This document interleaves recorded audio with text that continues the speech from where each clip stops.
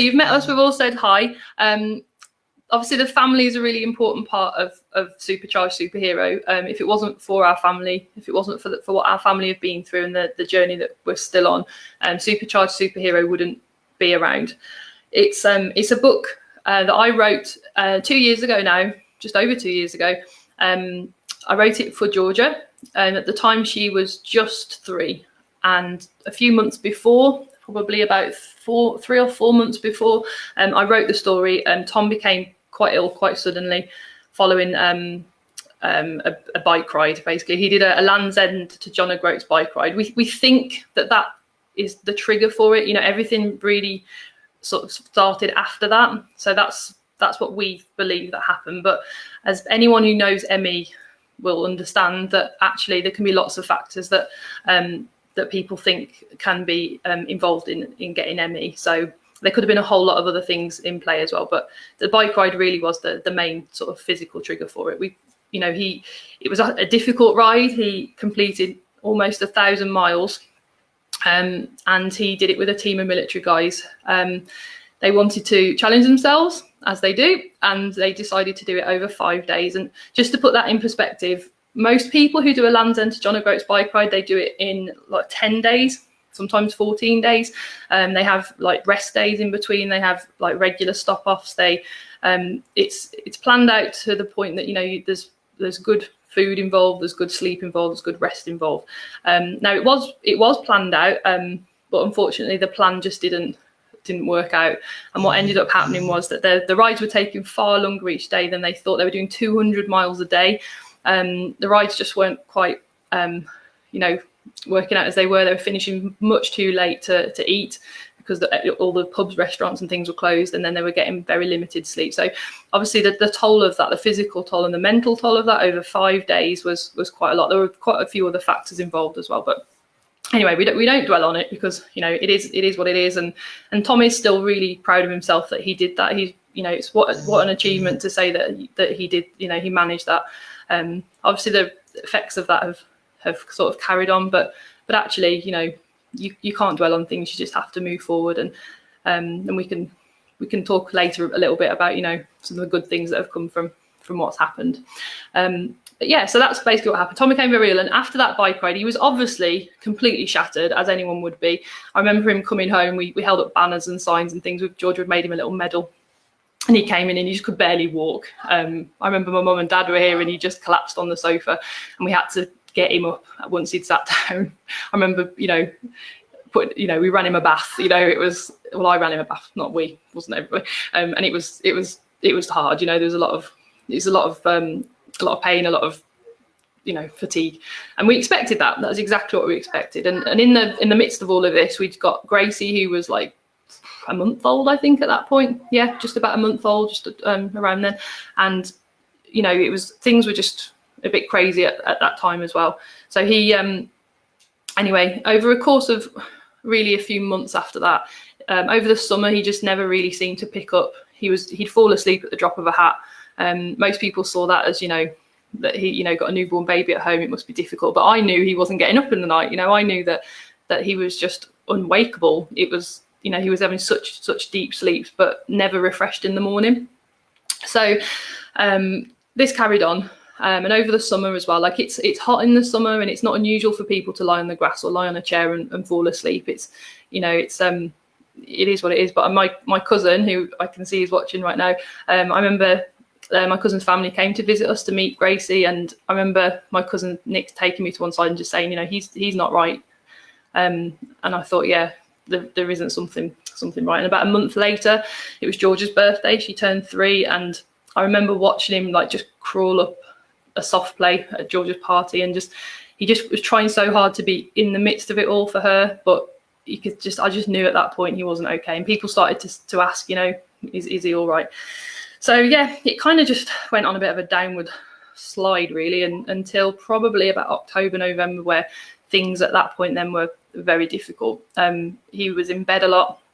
Oh, not a lot, most of the time. I mean, Tom only really got up to go to the bathroom, and then when he did, he was so tired. And when I talk about tiredness and fatigue, it's not the tiredness that a lot of us would understand. You know, it's not like the kind of tiredness you'd feel after going to the gym, or the day after the gym, or the sort of tiredness after a really busy week at work. It's a real, I mean, obviously I'm not the one who's in it, but Tom describes it as, you know, like a flu-like feelings, you know, and everyone knows, particularly at the moment, if you're someone who has had this virus, you know, even if you would have only had it mildly, moderately, that ache, that kind of muscle fatigue that's involved in that feeling like you've got a hangover, but like you've run a marathon, but, you know, and there's all kinds of other symptoms involved as well that I'm not going to go into now. Anyone with ME will know what I'm talking about. But, you know, it's painful. The brain fog, you know, got to the point where Tom just couldn't even string a sentence together. We'd try and talk, and he just couldn't filter out what was going on around him. It was just really difficult. And at that point as well, because he's in the Navy, his medical care's at the Navy, and so to see his doctor, he'd have to travel. At the time, he was based near Gloucester, and so to see a doctor, it meant travel, and it was just not possible. So and really, they just said to him, just rest, because really no one knew what was what. They just said rest. Eventually, he got lots of appointments to go and see lots of different ologists, neurologists, and oh my gosh, all kinds of different ologists, and everything just came back as nothing, which you'd think would be brilliant. You know, you want results to come back as nothing, but actually there was clearly something wrong, and we just couldn't work out what it was. So for those of you who are learning about ME, who perhaps don't know an awful lot at the moment, it's not actually something that can be diagnosed. There's no test for it. You know, there's a lot of talk about tests at the moment for, say, COVID-19, or you know, there's tests, you know, there's scans that can be done to find out if people have got MS, or blood tests for diabetes and things like that. There just isn't a test at the moment that tests for ME. So to get a diagnosis of ME or chronic fatigue syndrome, you basically have to rule out everything else. So eventually, by around March, April time, I think that was really at the time when we already knew. We'd kind of self-diagnosed, I guess. It was clear to us that that's what was wrong, but for others, you know, for the doctor thing, that was at that point they said, yeah, this is what's going on, which really, it's a label that doesn't change anything. We couldn't, there's no fix to it. There's no medication. There's no magical cure. And, you know, really that label just meant for us that we were kind of out of options, I suppose. It felt that way anyway. We suddenly felt very, very stuck. So yeah, so anyway, at the same time as this, Georgia was kind of really struggling. She was finding things really difficult. She was only 3, and I think at first I did wonder how much of it she'd actually take in. We tried to keep things as normal as possible. My family are amazing. My parents in particular, you know, we just did everything we could to just keep things normal. The things that he couldn't do, you know, I tried to do as much as I could. I know my mum and dad would, you know, sort of come over and just take them out and do all the active physical stuff that perhaps that she was missing with Tom. So yeah, so thanks to them, you know, and friends as well. Everyone's been fantastic. And yeah, so around that time she was struggling. And I remember one particular bedtime, she'd been asking me a lot, you know, we'd put our shoes on to go out for the day, and she'd say, you know, is Daddy coming out today? And I'd always have to say, no, he's not, darling. He's poorly, he's sick, he's ill, he's not well. You know, you can phrase it however you like, but either way, it's saying the same thing. And she just started to, I guess, pick up on that and get a little bit anxious about it. And one night at bedtime, she just came out with all these questions. You know, when will Daddy get better? Can the doctor make Daddy better? Will Daddy get better? And then she did actually ask me, you know, if Daddy would die, which was just heartbreaking. And for a 3-year-old as well, I thought, oh no, this is not good. And yeah, I just remember just being so upset about it, obviously, kind of feeling like we were failing to get her through it, you know, and trying to shield her from what was going on. And yeah, that was that. And I guess I thought about it for a little while, because it wasn't immediately that I wrote the story, but I remember just trying to think of ways that I could explain it to her. And I realised that there's a thing called the spoon theory, which a lot of people with chronic illness use to describe what's going on. And basically, the spoon theory is that, you know, you have limited spoons that you can spend each day. Each spoon is worth worth the same, but different activities use up different amounts of spoons. So it could be that you know, having a shower is sort of 2 spoons. Perhaps you know, going for a gentle walk would be 4 spoons. You know, going for a run would be 10 spoons, and then you're done. You know, your spoons are done then, and that's the whole point. Once your spoons are done and they're spent, you can't get them back, and that's it. So, you know, people with chronic illness will often talk about spoons, and that's where the term spoonie comes from. But for Georgia, she couldn't understand that concept. Probably still couldn't now, because, you know, who measures in spoons really? So so anyway, she decided that I just tried to think of a way that she could understand.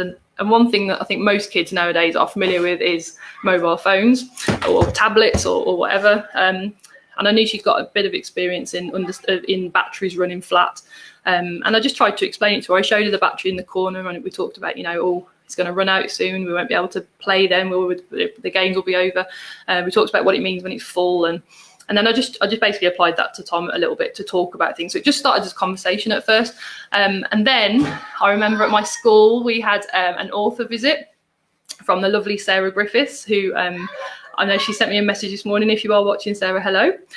Sarah came in and talked to our school. I'm sure some of the teachers, sorry if you can hear the shouting in the background, talked to all of the children about her new book that had just come out. And I'd met Sarah before. I'd met Sarah when I was on maternity leave with Georgia. Her daughter's the same age.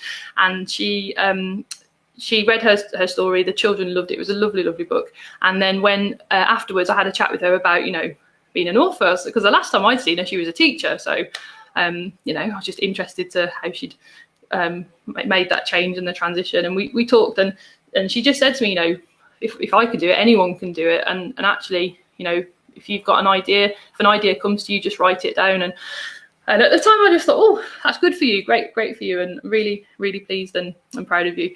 But yeah, just didn't really think of a thing. And it was probably, I don't know, it was that night or maybe the day after I came home, and I remember walking across the kitchen, and suddenly, like this, the title came into my head, and I thought, right, Sarah said write it down. So I sat down with a notepad, started scribbling it down, and within about an hour and a half I'd written it, and it hasn't really changed much since, like the odd bit of punctuation and stuff, and the odd words change, but really it is what it is. So I do joke with Hope and Becky, the illustrators, like they've spent months and months and months perfecting these amazing illustrations, and I spent an hour and a half. So you know, it's but you know, put a lot of work in elsewhere with other things too, because it's not just about writing the book. But yeah, the story just came to me, and I wrote it, and at that time it was just for us. It was just for Georgia. It was just for us, and I thought it's just a way of. And it had no pictures attached. It was just a poem, really. And I thought, I wonder if it'll help. And I read it to her, and it did help. And I printed it off at work, which was probably a little bit naughty, but I printed off a copy because I just needed to see it printed out. And I remember when I got to the photocopier, my friend Gail, I think, was there. Or I think I showed her. I can't remember quite what happened. But either way, within about half an hour, there was about 3 or 4 people at my work who'd read it. Most of them ended up in tears in one way or another.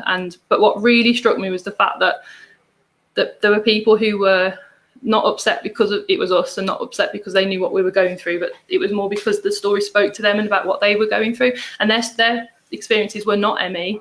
And then in the weeks that followed that, other people read it, and they talked about how it, you know, they wished they'd had it when their children were little to help explain what they were going through. And you know, and I won't name names, but those people, some of them may be watching, you know who you are. And I just want to say thank you to you for sharing that with me, because if you hadn't, I don't think I'd have realised how sort of powerful this book was and or could be. And I don't think I would have done anything about it. So thank you to those people.